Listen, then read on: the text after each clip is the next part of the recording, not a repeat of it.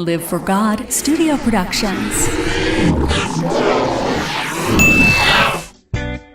This is Cooking with Brian, a cooking show with food that actually tastes great.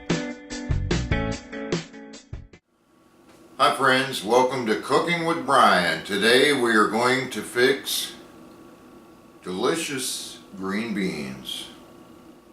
These are the kind that if you take them to a Thanksgiving dinner, that you've just volunteered yourself to always be the one to make them because they're just that good.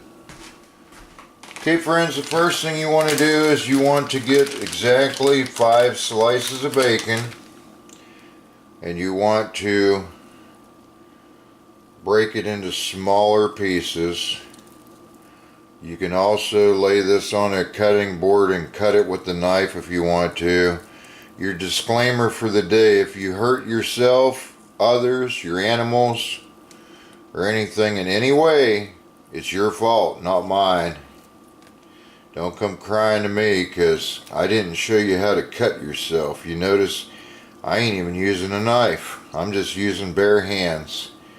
So if you cut yourself, burn yourself, or your family, your friends, your enemies, or your animals, or anything that I'm unaware of, or you're unaware of, or you're aware of, or it don't matter. It's all your fault if it's something bad. It's never Brian's fault.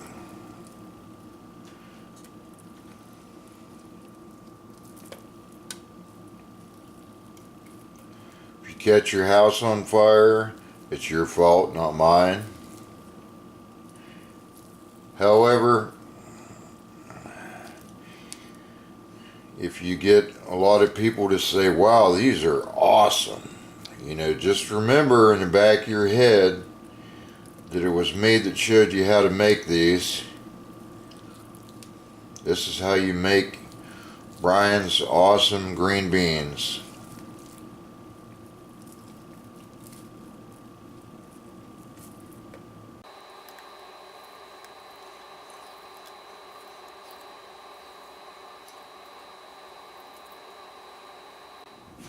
Okay friends, you notice that I put these in a Dutch oven style pan. You want to make sure you have a lid for it, because once you fix these beans, you can fix them the night before Thanksgiving and put the lid on it, put it in the fridge, let it cool for just a little bit, put it in the fridge till the next day. Then when you go to your relatives, you have the lid on, you can stick it on their stovetop, heat it up, and maybe dump it in a bowl or leave it in this pan, and then they can serve themselves right out of the pan if you want to do it that way. Okay friends, you'll need 4 cans of green beans. You can also use 5 cans, depends on how big your family is. For most family gatherings where you have other decoy meals, side dishes like pasta, salads, potatoes, whatever it is, other side dishes, if you have a whole bunch of them, 4 or 5 cans should be plenty enough for, I don't know, maybe 10 people or so, maybe 12. 4 or 5 cans. If you run out, oh well, they'll eat something else. Take you an onion. I'm using a white onion, but you can use any color onion that you want. White ones are good, yellow ones are good, red ones are good. If you use green ones, you need more than one. You need a lot. That's why I use a nice large size white onion. You could use a Vidalia onion. You could use one of those sweet onions. I love onions, so it don't matter what kind you use. I like them all. The Lord was very good to give us onions, because onions are awesome. And I don't care what my Bible study teacher tells me. He tells me onions are not good, but I think they're awesome. I think the Lord should be praised for making something so good. Okay, friends, go ahead, stick this in your pan with your bacon. Okay, friends, you want to go ahead and put your burner on about the 5 o'clock position. If your bacon does not have a lot of fat in it, you may have to add just a tad of canola oil to keep it from sticking to your pan. But as long as it has plenty of grease, just fry it up like this until it's done to your likings. Okay, friends, you want to make sure you keep stirring this at least every minute or two.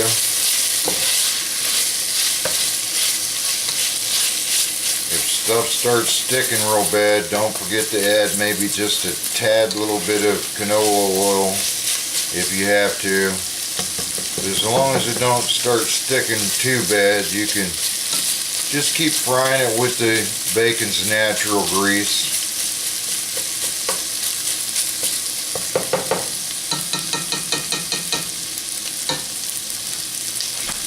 Cook that until it appears done to you. Okay, friends, if you start losing patience, you can do a pan to plate transfer, but make sure you cook it for a little bit in the skillet or in this pan. If you start losing patience, the reason why you start out in the pan is to make sure the onions start to get kind of caramelized a little bit. You can put it all on a plate, stick it in the microwave for not much time at all, maybe a minute or so, and then take it back out, stick it back in here, and cook it the rest of the way. Sometimes it makes the bacon cook a little better if you do it that way. You'll learn to kind of do pan to plate transfers and plate to pan transfers. Sometimes that makes it come out better that way and definitely saves you a lot of time. Okay, friends, you want to go ahead and add your green beans. Don't worry about draining them. Just go ahead and leave all the water that comes in it in there.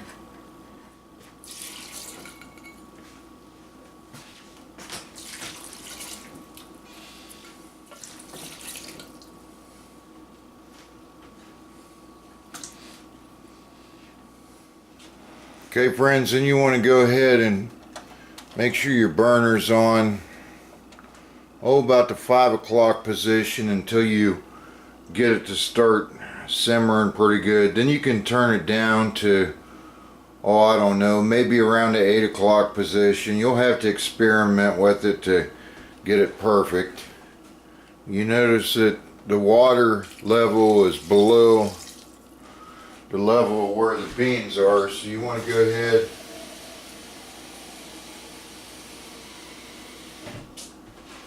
and put a few cups of water in here, friends. It'll be much better if you do it that way. Okay, friends, go ahead and stick just a little bit of salt in there, about 6 dashes or so. Then you want to get some garlic powder and put about 4 dashes of garlic powder and about 10 or 12 dashes of onion powder.